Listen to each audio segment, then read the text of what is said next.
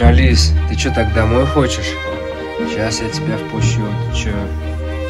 Смотрите, залезла на окно.